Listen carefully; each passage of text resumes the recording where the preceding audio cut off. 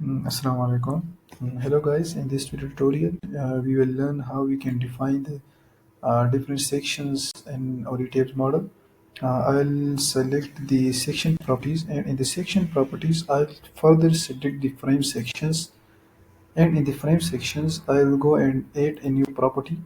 From here you'll see in the concrete rectangular sections, we are in the concrete sections we are having a rectangular sections. One is this circular section, the T section, and in the steel you can see some various sections, the I shape, C shapes, and hollow sections, and composite sections you can see here. I can change the section shapes from here if I want to add different material, different sections. We are having cold form C, cold form sections, concrete sections, steel sections. I'll now be going with the concrete section, and in the concrete section, first I'll call it. I'll name it as column.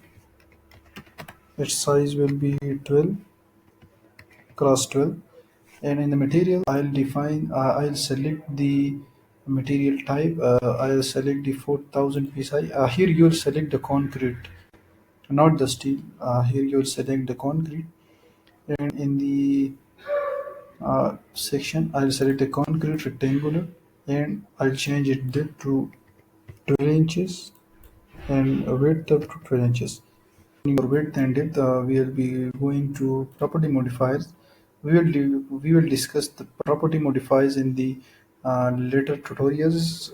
It's a little bit for now. Skip it.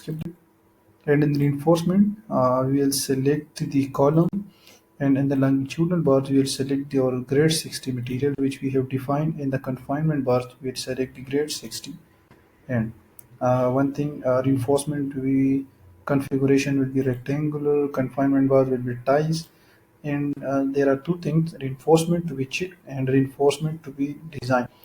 ETABS allows you to check the reinforcement that we have provided in our actual project. ETABS allows you whether you select the reinforcement to be checked or reinforcement to be designed. So what the main difference between both of them?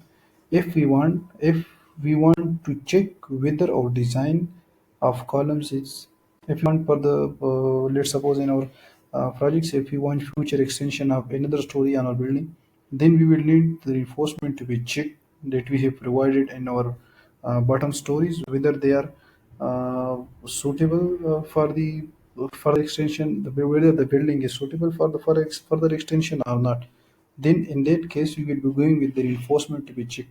And if we are for designing, if we are in the initial stage, in the designing stage, then we will be going with the reinforcement to be designed. If we are going to reinforcement to be checked, then we will provide the number of those steel bars in this section. If simply we are going the reinforcement to be designed, then we don't need to make changes here, because it in the three phase.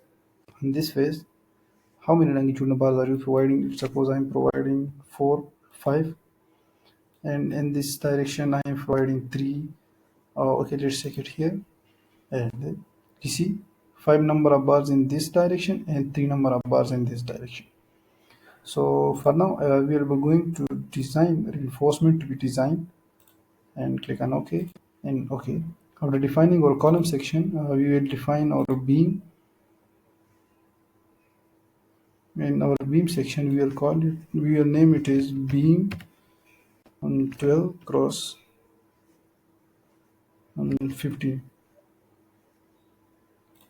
We will leave the rest as, and in the depth we will change it to 15, and in the width we will change it to 12, and the reinforcement we will change it to only to beams, and the reinforcement to grade 60 and grade 60. Okay, so we have defined both our beam and column. Now we will be defining the slab section. In the slab section, we will add a new property, and we will call it as slab 6 inches. We will define the slab material is 4000 psi, and we are going with the shell thin. Shell thin has both in-plane stiffness and out-of-plane stiffness. We will discuss the what's the in-plane stiffness and what's the out-of-plane stiffness. We'll discuss it in the later tutorials. In the shell thick, we use the shell thick for the foundation design. The membrane is just having in-plane stiffness. It don't have out-of-plane stiffness. It just transfers the load to the beams and columns. We'll be going with the shell thin. And this in this property type, we will select slab, and in this we'll change this to 6 inches. Okay, so we have defined our sections of frame section and the slab section. We will define the what's the deck section, what's the wall sections. We will define it in the coming